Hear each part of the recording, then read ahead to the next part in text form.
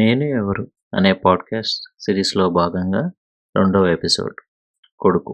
కొడుకు అనే మాట అనగానే మనకి ఎక్కువగా వినిపించేది గెస్ చేయండి. నాకు తెలిసినంత వరకు ఆ పదం వినగానే ఇంటికి వారసుడు పుట్టాడు అంటారు, లేదా వంశోద్ధారకుడు పుట్టాడు అంటారు.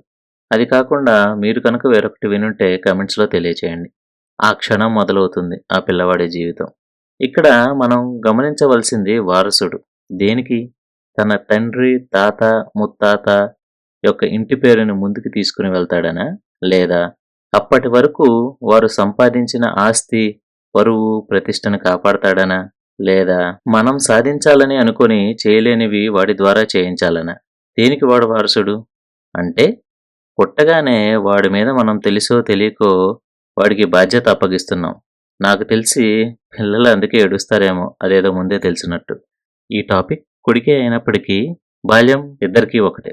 పిల్లలకి పుట్టుకతోనే వచ్చే విద్య మరియు ఆయుధం నాకు తెలిసి ఒకటే. కొంచెం పాజ్ చేస్తాను, గెస్ట్ చేయండి చూద్దాం. నా అనుభవం అయితే అది ఏడవడం. ఎందుకంటే వాడికి ఆకలి వేస్తుంటే మనకి తెలియజెప్పేది ఆ ఒకటి మాత్రమే కాబట్టి. మన భూమి మీద నివసించే ప్రాణులలో ఎక్కువ సమయం నడవటానికి తీసుకునే జీవి మనిషి అని నేను అనుకుంటున్నాను. అది తప్పు అని మీరు భావిస్తే నాకు తెలియచేయండి. ఆ తరువాత మనం వాళ్ళకి పరిచయం చేసేది మరీ ముఖ్యమైనది. కొంచెం హింట్ ఇస్తాను. తాకుతున్నప్పుడు, నడుస్తున్నప్పుడు మనం తరచుగా అనేది ఇప్పుడు తెలిసిపోయి ఉంటుంది. అదేనండి భయం. పడిపోతాడు, వీడికి బొత్తిగా భయం తెలియదు అని అంటాం. వాడు స్కూల్కి వెళ్ళేసరికి ఏడుపు, కోపం, అలగడం, అబద్ధం చెప్పటం, కొట్టటం, పోట్లాడటం, మీ నాన్న నాది, మీ అమ్మ నాది అని వాడికి నాది ఇది అనే ఒక భావన కలగజేయటం, ఇలాంటివి మరికొన్ని. నేనేమైనా మిస్ అయితే మీరు కమెంట్స్లో మీ అనుభవాలు రాయండి. మనం ఇంతకుముందు అనుకున్నట్టు మన కోరికలు, మన ఆచార్య వ్యవహారాలు అప్పటికి చిన్నగా డోస్ పెంచుతూ అలవాటు చేస్తాం. మన అభిమాన నటులాగా డ్యాన్స్, సంగీతం అయితే నాట్యం, గానం, ఆధ్యాత్మికులైతే శ్లోకాలు, పద్యాలు, భాగవతం, ఇట్లా ఎవరికి తోచిన విధంగా వారు పాటించే సాంప్రదాయాలు, పద్ధతులు అలవాటు చేస్తాం. వాళ్ళ జీవితంలో పిల్లలు ఎక్కువసేపు గడిపే స్థలం మరొక ఇల్లు లాంటిది, అది స్కూల్. బాల్యంలో ఇంటికి తండ్రి ఎలా అయితే పర్యవేక్షణ చేస్తారో, తల్లి ఎలా అయితే ప్రేమను అందిస్తుందో, స్కూల్లో టీచర్స్ ఆ రెండు పాత్రలను పోషిస్తారు. అందుకే మనం వారిని గౌరవించుకోవాలి. టీచర్ల గురించి మనం మరొక ఎపిసోడ్లో తెలుసుకుందాం పూర్తిగా.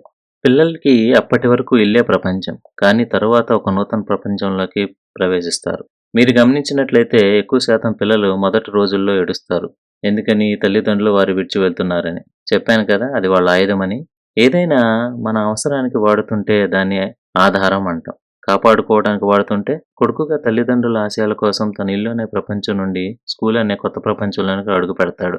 అది కూడా అన్నీ అనుకూలిస్తే. అదేనండి ఆర్థికంగా, కుటుంబ పరంగా, లేదా మరికొన్ని అనివార్య పరిస్థితులు ఎదురైతే తప్పితే. భగవంతుడు ఉన్నాడు అంటారు, ఆయనకి అందరూ సమానం అంటారు. ఏది? మన రాజ్యాంగం అందరికీ సమానం అన్నట్టుగా. ఇది నిజమో కాదో మీరే కామెంట్స్లో తెలియజేయండి. ఇక్కడ నుంచి అన్నీ అనుకూలిస్తే స్కూల్ లేదా అసలైన సమాజంలోకి ప్రవేశిస్తాడు. ఏది ఏమైనా సరే ప్రయాణం అయితే మొదలవుతుంది. మన పురాణాలలో, అందులోని రామాయణంలో రాముడు మంచి బాలుడు, తండ్రి మాట జమదాటడు, తండ్రి మాట కాపాడటం కోసం అడవికి వెళ్ళినవాడని మన పిల్లలకి ఉదాహరణగా చెప్తూ ఉంటాం. మన తల్లిదండ్రులతో మనం అలా ఉంటున్నామా? ఎప్పుడో జరిగిపోయిన దాని గురించి ఉదాహరణ ఇవ్వటం కాదు. వాళ్ళ కళ్ళ ముందు మనం మన తల్లిదండ్రులతో అలా ఉంటున్నామా అనేది మనం ప్రశ్నించుకోవాలి.